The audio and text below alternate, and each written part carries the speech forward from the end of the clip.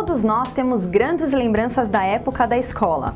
Eram as brincadeiras na sala de aula, os conhecimentos que aprendemos e, com certeza, também há nessa lembrança um lugar especial para recordar nossos professores.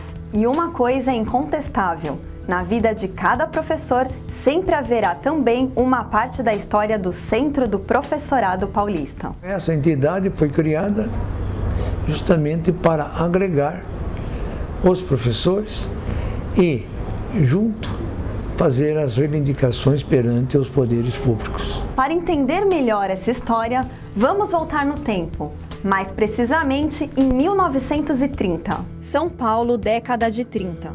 O mundo dava sinais da chegada da Segunda Guerra Mundial.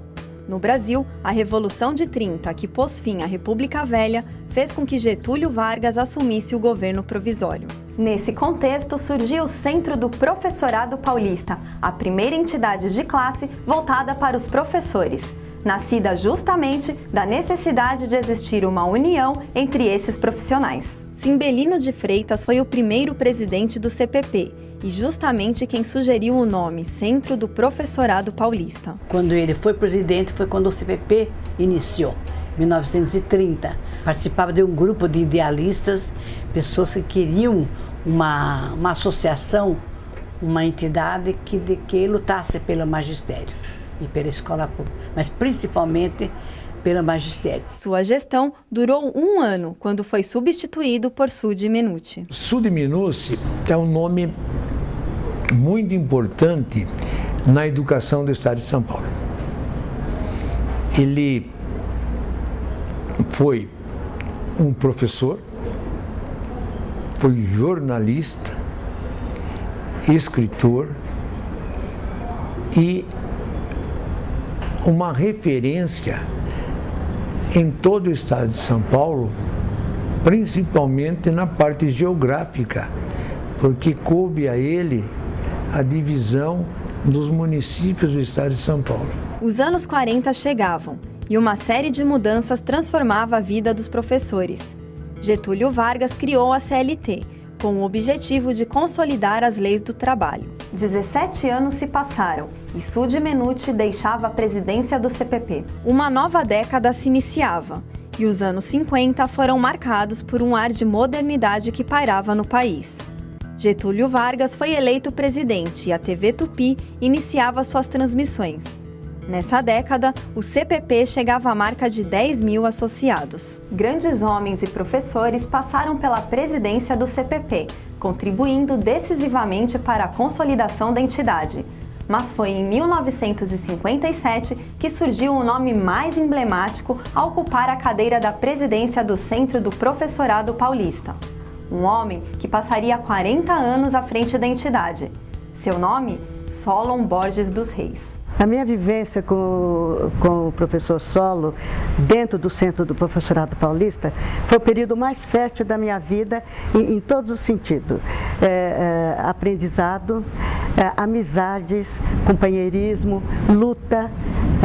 Ele nos ensinou a lutar, ele nos ensinou a reivindicar e nos ensinou a entender o ensino, a educação e os professores de São Paulo. Sob a liderança do professor Solon, o CPP cresceu e chegou aos anos 60 fortalecido para enfrentar os desafios da nova década. Em 31 de março de 1964, um golpe militar dá início à ditadura no Brasil. Os anos 70 chegavam e, apesar do Brasil viver a fase do milagre econômico, pairava um clima de terror. A censura era violenta e as escolas estavam sob constante vigilância. A União Nacional dos Estudantes foi proibida de atuar. A educação brasileira estava amordaçada. Somente no final da década, a anistia foi declarada e os presos exilados puderam voltar ao Brasil. Na época dos chamados anos de chumbo, que foi o período mais triste que o Brasil viveu, nas universidades de ponta, USP, a Unesp, a PUC, Mackenzie, os professores universitários, via de regra, eles davam aula com agentes do DOI-CODE e do DOP sentados no fundo da sala para ver se nas aulas eles iriam falar qualquer coisa que atentasse contra os princípios da ditadura imposta pelos militares.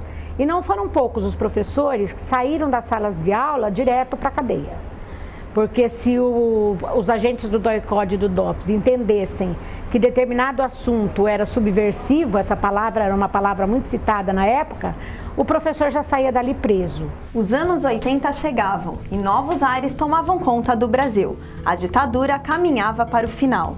As diretas já significavam a esperança da população em poder eleger diretamente seu presidente. A eleição de Tancredo Neves foi uma grande vitória, mas sua morte prematura deixou o país consternado. Os anos 90 chegavam e o Brasil passava definitivamente a eleger seus governantes. O primeiro deles, Fernando Collor de Mello, foi retirado através do impeachment. Nessa década, ocorreu a privatização do ensino, levando ao sucateamento do sistema educacional. E após 40 anos de mandato, o professor Solon Borges dos Reis deixava a presidência do CPP, quando assumia o professor Palmiro Menuti. O ano 2000 chega e inicia-se uma nova década onde a modernidade dita novos comportamentos. O CPP continuou crescendo e ampliando suas sedes regionais e colônias de férias graças ao trabalho do professor Palmiro. Nós atingimos 88 sedes regionais, é um número apreciável, representando o CPP em todo o estado de São Paulo. Nós temos as subsedes aqui na capital, a sede central. Em São Paulo, nós temos um clube, o Clube do Morumbi, isso sem contar nas sedes regionais, onde existem clubes também. Nós temos que também nos reportar à clínica médica, ao alojamento que o CPP tem, as 8 colônias de férias, inclusive sendo agora remodeladas para dar maior conforto aos associados. Tivemos, vamos dizer assim, o surgimento do sistema de comunicação do CPP há cerca de um ano e que gradativamente, a cada dia que passa, vai ganhando em confiabilidade e em participação. Então o CPP cresceu muito nesta década e tenho certeza vai continuar crescendo. Também o mundo para acompanhar a repercussão dos atentados de 11 de setembro nos Estados Unidos. No Brasil, Luiz Inácio Lula da Silva foi eleito presidente. Entretanto, os problemas na educação tornam-se cada vez mais difundidos. E no estado de São Paulo, a luta da classe por melhoria de condições de trabalho ganha cada vez mais força. O CPP, na figura do professor Palmiro, é parte dessa interminável busca. Durante 12 anos, o Palmiro tocou o CPP. Ele veio a falecer em 2009. Nesse período, teve uma época muito fértil para o CPP. Infelizmente, eu precisei assumir justamente pela morte do Palmiro. Palmiro morreu em abril de 2009. E de lá para cá, eu estou completando esse mandato. Com a posse do professor José Maria Cancelheiro, o CPP se sobrepõe às adversidades e retoma sua luta com ainda mais força. CPP é luta, representatividade, tradição. O CPP é uma família. O CPP é credibilidade. O CPP é realização. CPP, tudo pela educação. Esse é o Centro do Professorado Paulista, uma entidade íntegra e corajosa e que jamais deixou de batalhar pelo orgulho de ser professor.